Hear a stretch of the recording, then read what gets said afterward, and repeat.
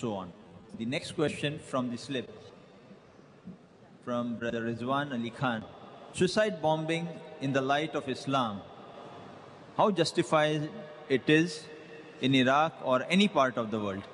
As far as suicide bombing is concerned, most of the well-known scholars, Sheikh Nasruddin Albani, Sheikh bin Baz, Sheikh Uthaymeen, all were three great scholars, may Allah have mercy on them, rahimullah, that they have given the fatwa that suicide bombing per se is haram.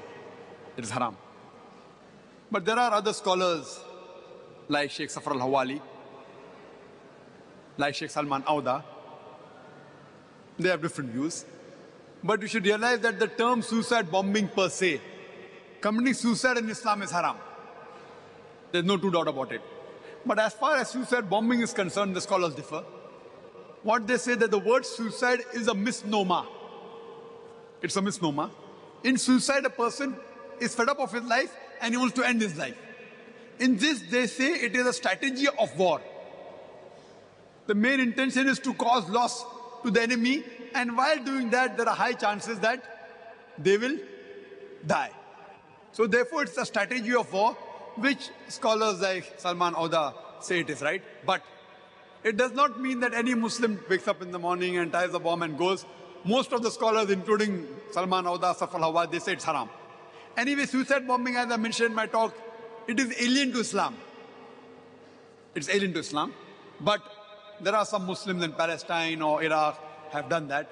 But they say if it is used as a strategy, as a last resort, when many of the Muslims are being killed and they want to see to it that instead when they die alone, they will kill some other people, and the main intention is to cause loss. As a strategy, some of the scholars say that it can be used. And as I mentioned in my talk, that in Iraq, suicide bombing wasn't there until USA came to Iraq.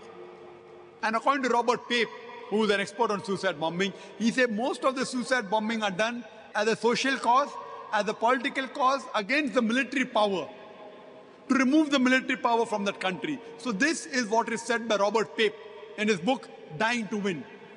But even if you do, you should see to it that these scholars who also give permission, they say that it should be under guidance of a scholar, under the guidance of a person based on Islamic Sharia.